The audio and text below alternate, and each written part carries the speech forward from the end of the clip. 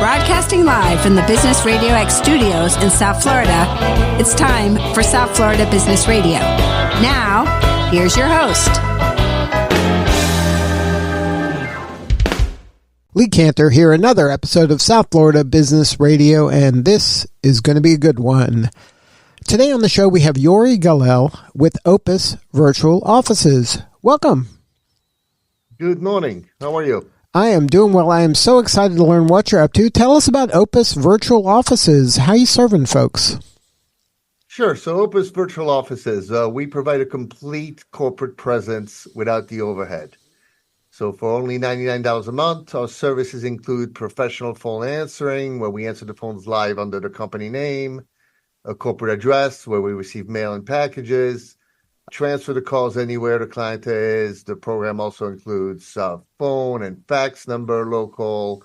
It includes voicemails that converts to email, faxes that converts to email. Some of the locations even have digital mail notifications, and many have conference rooms for meetings. So basically, it's really the ultimate office solution because you don't need the expense of a traditional office, and you can operate your business without a full conventional traditional office. Now, what type of individuals, businesses, entrepreneurs would kind of be the right fit for a virtual office as opposed to maybe a co-working space or, a permanent office? Like what's kind of that Venn diagram of where a virtual office makes sense? So it makes sense for a lot of markets. Actually, that's probably our biggest challenge is to introduce it, say that 97% of people that can use it don't even know it exists. But we cater to from the small to the medium size companies. So small company, let's start with potentially Joe Painter that needs somebody to answer his phone while he's on a ladder painting a wall, or needs a package to be received, doesn't want to use his home address, but wants to have a full corporate presence. On that end, we take it to the next level. If somebody wants to expand into a certain market and doesn't want to have the overhead until he's confirmed that it's actually a good market. So potentially we're all 50 states in Canada. We have about 650 locations. So the footprint permits people to test markets that traditionally they would have to pay quite a bit of rent for. We have international companies that come in and want a presence in the U.S. So we'll have attorneys that potentially are, let's use Florida barred, and maybe have an office in Miami, but could expand into Orlando, and could expand into Tampa, could expand into Naples, could have a full nice footprint throughout the state without creating tremendous overhead. So it caters to a lot of different markets. So what was the genesis of the idea? Where did you kind of see the opportunity? What was there something for you that was happening that you're like, hey, this might work instead of what's out there? Well, we operated, we owned commercial real estate, and we operated, you were mentioning earlier, co-working. We had co-working executive suite type space, and people found that they were traveling. They were spending a lot more time outside the office and really didn't need a full-time office. What they needed is a full-time presence, having somebody assist them by answering their phones, receiving their mails, giving them an opportunity to have places to meet, so have the conference rooms. But after that, didn't need to spend the money, one, but also didn't need the actual office independent of the cost. So able to be anywhere in the world and still have an office in a certain market to develop a presence is something that, as technology grew, we own a lot of our software, and we're able to create a seamless transition from a full-time office into a virtual office. So say like you described it, I'm a painter in a local market, and I notice that while I'm painting, I can't answer the phone, obviously. When I work with Opus now, is an Opus person saying, hey, this is, when they answer the phone, this is, Joe Painter, and then they just take a message, or can they answer questions? Like, what is kind of the scope of their service? So we have a variety of ways of addressing it. Give you the first part is, you are a painter, you're out there painting. If you do not have Opus as your backup, and I need my house painted, I will call and go straight to voicemail. I will call the next painter, or I'll call the next plumber, or I'll call the next electrician, I'll call the next party planner. I mean, I will reach out to the next person because nobody actually answered the phone. So starting with, we will personalize, customize the way we answer the calls. The screen will give us quite a bit of information. When the call comes in, the screen becomes very customized and personalized to the client. So if the client cares to share some additional information, as we're running certain specials, or we are specializing in residential painting but do not do commercial, either way, all that will come up. So the receptionist doesn't just come out as a robot, but actually is very personalized and feels like it's the personal secretary of that painter. When we transfer the calls to the painter. If he happens to be available and he answers, the system will ask him if he wants to accept or reject the call. So he knows it's an office call. He sees the caller ID coming through of the caller. If he is unavailable, it can revert back to the receptionist who can take a message. But traditionally, we'll go into a voicemail that then converts to email. And the beauty of that for me is not only do you get your message and you get to listen to it, but it comes in an email format which you can forward to someone else. So potentially you have multiple partners in a CPA firm. Everybody works from home, and you just want to share this client's message so you get it be taken care of. All you have to do is forward the email. So there's a lot of advantages to it from a technology standpoint as well. So then the person answering the phone can answer some questions. They're not going to be able to sell somebody something. That's not their role. Their role is just to capture this information and transfer it to the appropriate person. That's correct. I mean, we don't want them to go too far out because providing the wrong information will kind of, one, shatter the image. And it's a lot easier for our staff to, when they reach a point where they're unable to answer, we've trained them to go, I'm just a receptionist. Let me transfer you to somebody who can help you, as opposed to saying the wrong thing. And then for the person, you mentioned that co-working space a little bit. So if I do need an office, once a month, once a quarter, I have access to an office, or obviously that's an additional fee, but there is a place for me to go if I need a office or a conference room? That's correct. So you have access to conference rooms within the specific office where you've acquired a virtual office. And in addition to that, you also have access to, let's say, the top 15 cities in the country, where if you may have an office with us, a virtual office in Miami, but you can still use the Atlanta or New York or LA or Chicago office to have a meeting as well. So it expands your market a little bit. That's not available in every single location. So if you were to go to Kenosha, Wisconsin, you may not have the full service that you would have in New York City. But for the key markets, even if you have a virtual office with us in a specific location, you can expand and go and have a meeting in a different market because you happen to be in that area.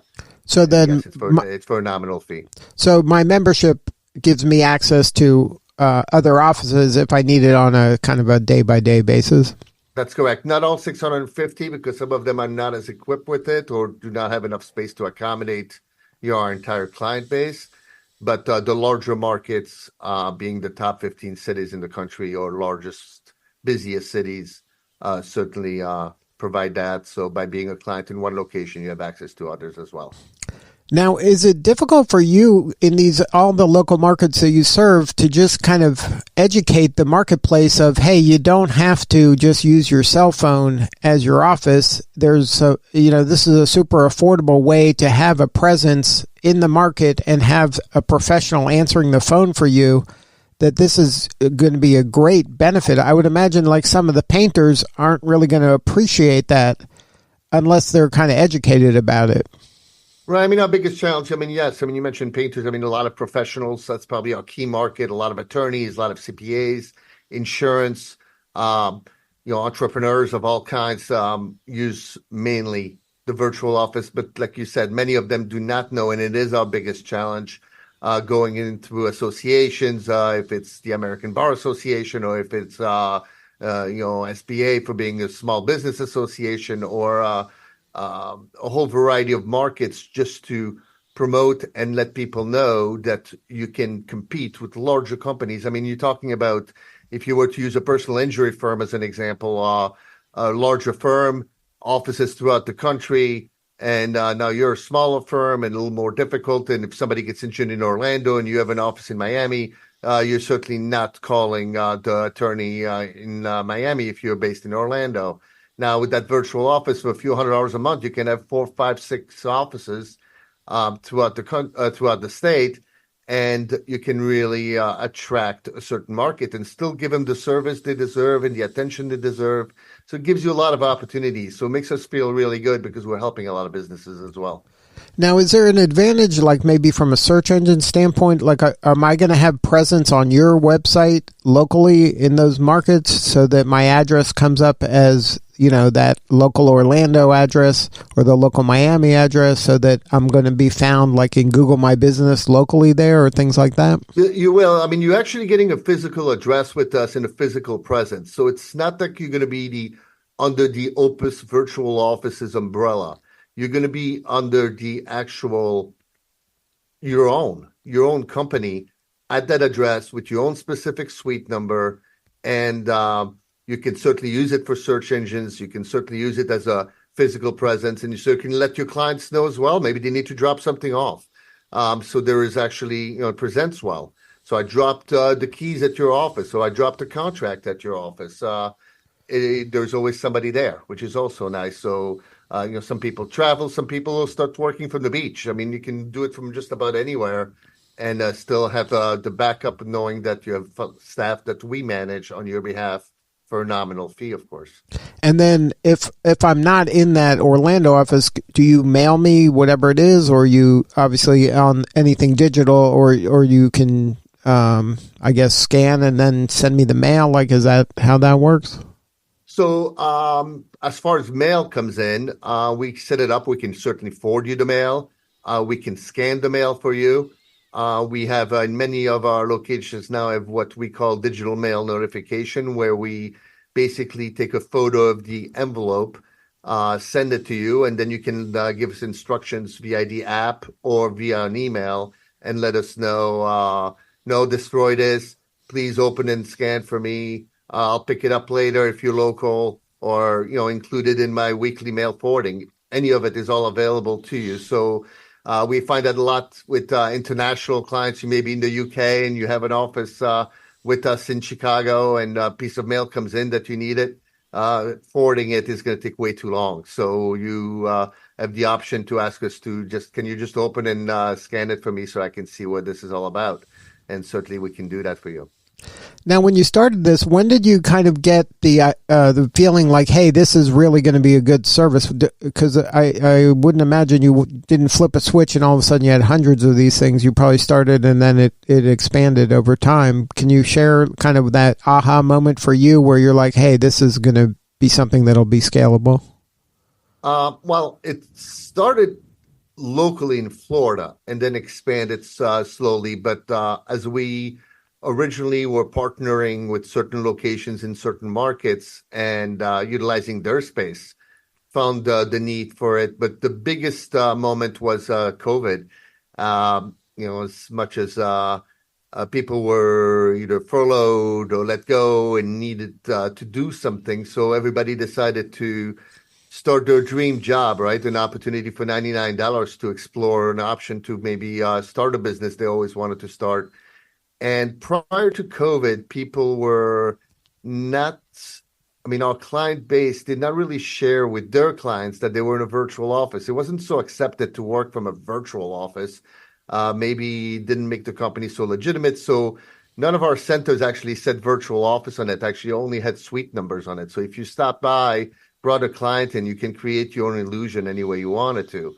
COVID made working from home acceptable, of course, that people had no choice. And post-COVID, it became a trend. So a lot of people are working from home now. And that helped create quite a bit of opportunity for people to now expand into a virtual office, not have to pay crazy rents, either for the short or long term, depending on their business. And so I'm not exactly sure if there was an aha moment where we just said, this is really going to benefit. We always knew it would benefit with just the volume of people that are actually coming in now is grown quite a bit just because of people accepting the fact that you can work from anywhere and still provide a good service. And that $99 a month price point that's much lower than your competitors, I would imagine, in local markets. Right. So we are probably the most competitive for the all-inclusive. We make it up in volume, but the idea behind that is we want to treat people the way we want to be treated. And what that really means is to run an all-inclusive, not have any limits on number of calls, not having limits on number of mail, not any limits on number of voicemails. Really create a number and not nickel and dime our clients. And we also even go further than that. We don't do the 12-month agreement. We do a short-term agreement. So we do it 3 months, and thereafter it's month to month. And the way we feel is if it's right for you, you'll stay. And if you need to leave, just tell your friends how great we are. And that's much more important to us than obligating you and sticking you to a contract where maybe your business plan has changed. Maybe you were absorbed by a different company. There were so many different reasons why you may need to leave us. And we don't want to obligate you to that. We have clients that have returned after, for multiple types of businesses. We have clients that are with us for over 10 years, and it's fine too. So if somebody wants to learn more, have a more substantive conversation with you or somebody on the team, what's the best way to connect? Is there a website? There is a website, opusvirtualoffices.com or opusvo.com. Certainly, the website is pretty informative, a lot of videos, a lot of information on there. You certainly follow us on social media as well. But and then from there, our team can jump in and explain. The enthusiasm is pretty contagious here, so everybody feels pretty strongly about the product. Well, thank you so much for sharing your story today. You're doing such important work, and we appreciate you. No, thanks for sharing it with your listeners. I think a lot of them could benefit, and thank you for your time. All right, this is Lee Cantor. We'll see you all next time on South Florida Business Radio.